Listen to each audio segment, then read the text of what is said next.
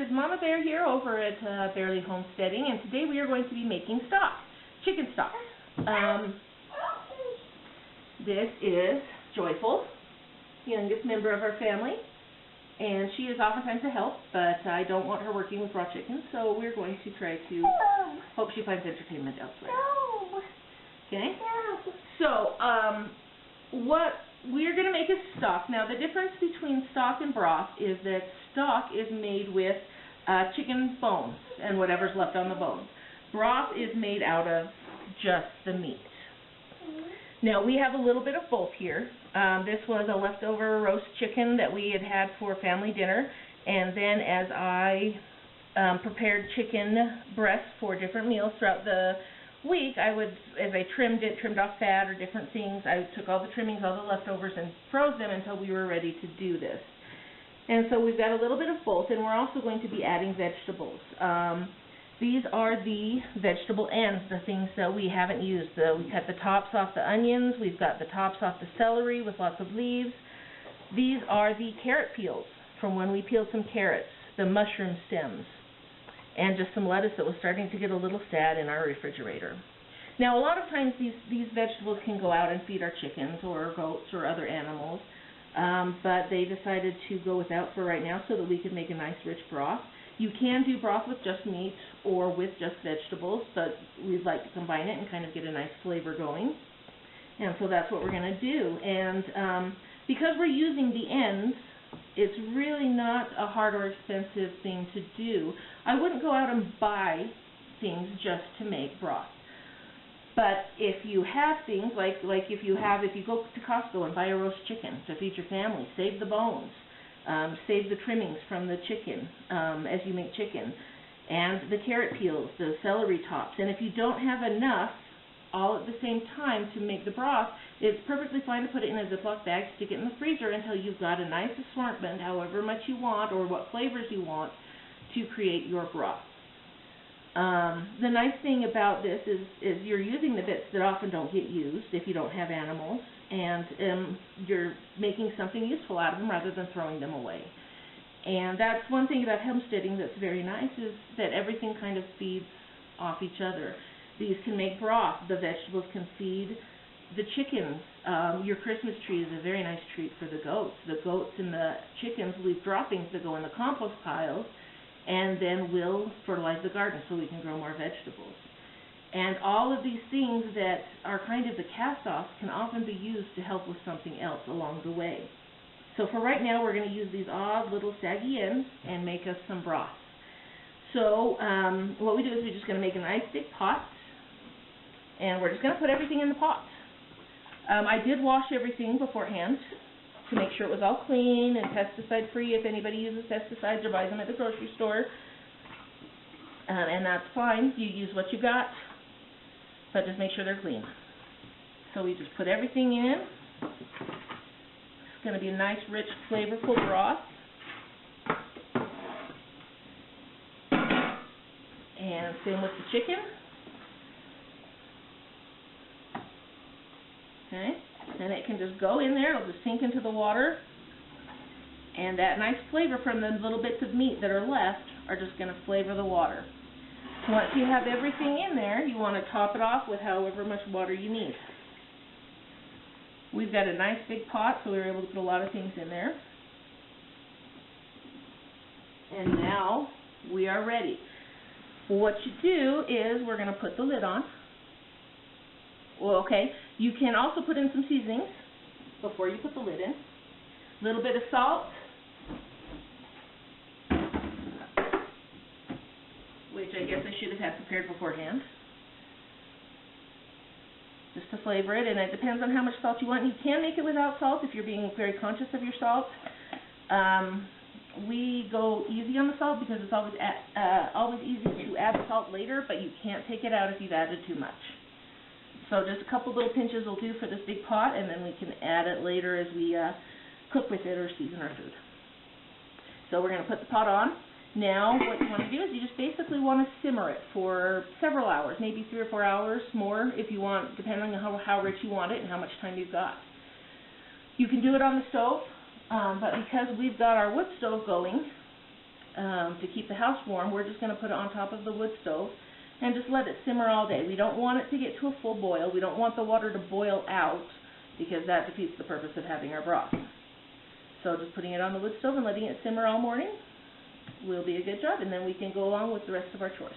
Alright, so I've got it on my stove and we can just leave it there all day. The only thing we have to do is make sure to keep wood in it. Just keep a very low fire in, and that should keep the house at a steady temperature and keep the broth just warm enough to get all those flavors into the water. The one thing with this is if it's on the wood stove, you definitely want to have a lid on it so that you don't get ash in it. Sometimes, you know, when you open the door to put more wood on, you just get a little puff of ash, and you don't necessarily want that in the broth, although it won't harm you if it's there.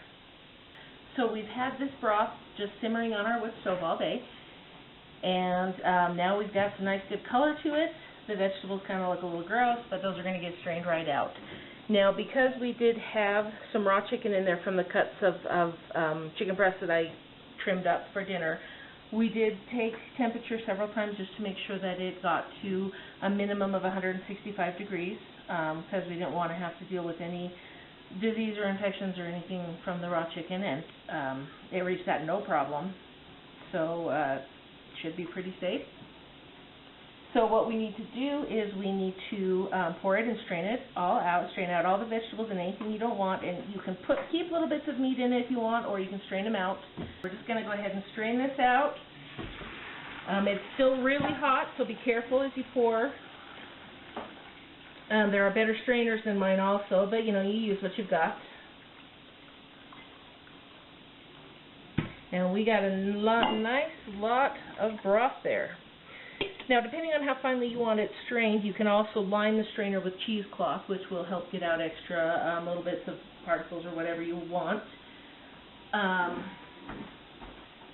there's two things that you can do with this broth. You can immediately put it into the cans and into the pressure cooker, or you can let it cool down and skim off all the fat or grease, and if you want to get rid of that.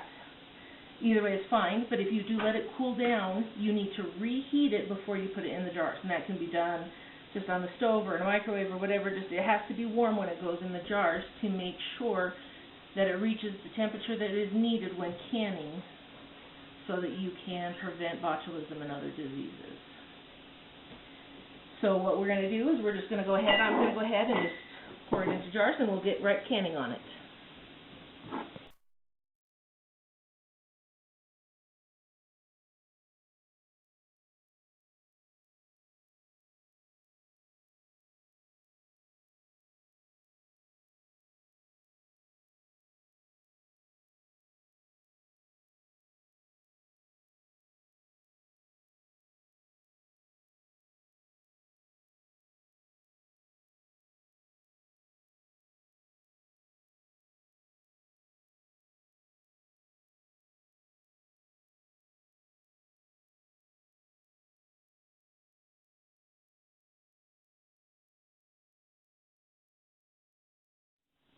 All right, now you want to leave about an inch worth of headspace at the top of the jar.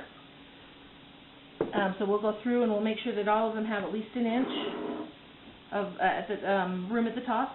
We need to clean up all the rims. Now you can can it. You can also freeze it. We're going to save some, and we're going to freeze a little bit of it just to have some in our freezer. Because either way works, and it's nice to kind of have a variety so you can use it for whatever you need. So that's what we're going to do next. Go ahead and clean it off, and then we put the lids on and the rings on. And you want to make sure that we clean them off good so that we get a nice tight seal when we do that. Now, when you are, broth needs to be pressure canned. There are certain things that have to be done in a pressure canner, otherwise they are not safe, as opposed to a water bath canning. When using your pressure canner, make sure to follow the rules for whatever type of pressure canner you have. There are several types, and they might have just slight differences in how they are used and the best way to create the pressure. But make sure you follow the rules. And for us, canning or bottling this broth at this altitude, we will do it at about 14 pressure of 14 pounds and for about 20 minutes. Not about, exactly 20 minutes at 14 pounds. And that is very important. It needs to be exact. Now, not everybody will do theirs at the same pressure that I do, because the amount of pressure that you need depends on your altitude and your location. And the best way to find that out is to look it up at reputable and sources online. The one that I use is the National Center for Food Preservation, and they've got all sorts of tables and graphs for almost every vegetable or fruit or meat that you can imagine wanting to pressure can. Just make sure that you are using a reputable source. Unfortunately, there are a lot of people out there with a lot of information, and not all of it is safe. And as I said, you just don't really want to mess with botulism when your family is concerned. You want to make sure it's correct. But once you know what that pressure and that time is, it's very easy to do. Doesn't take a whole lot of effort, and it's a great way to feed your family just from the scraps in your kitchen. So what we're going to do is we're going to put the lids on, we're going to put it in the pressure cooker, and then my pressure cooker requires a certain amount of water, and I've read my instructions so I know how much that is, and then we put it on the stove and we heat it up. Alright, so I've got my jars, got my lids on and my rings on to keep them in tight. I've put them all in my pressure canner with enough water and just a little bit of white vinegar. A little bit of white vinegar in the water just helps the jars from getting that white streak around the jar.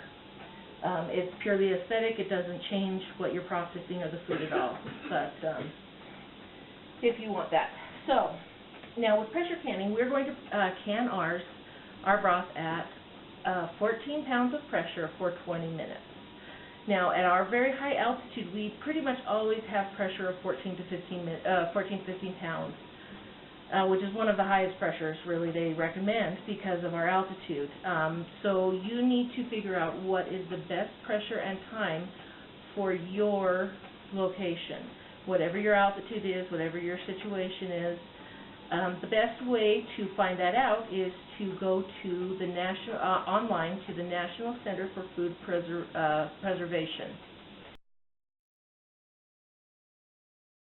And you can look it up by food, by meat, vegetables, fruit, beans, whatever you want to can, and they've got all the specifications to make sure that it's done properly, because you really don't want to mess with botulism when your family's on the line. Definitely don't want to kill them off. And we'll have a description or a link to the website for the canning website in the description below. Yes. And there are other sources, but just make sure that you find a reputable source, because there are lots of people that are trying to be helpful, but not all of the information that everybody puts out on the internet is accurate. Surprise, surprise. So make sure that you find a reputable source. And we're just going to pop this lid on, and then we're going to turn the oven on.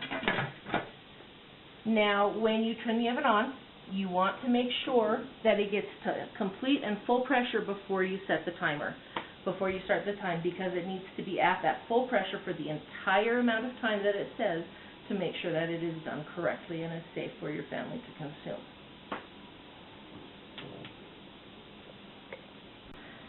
So we did the pressure cooking, and we then depressurized the canner, and we now have 14 pints of homemade stock made from the leftovers that we had in our fridge and from other dinners, plus what we are cooling down to put in the freezer.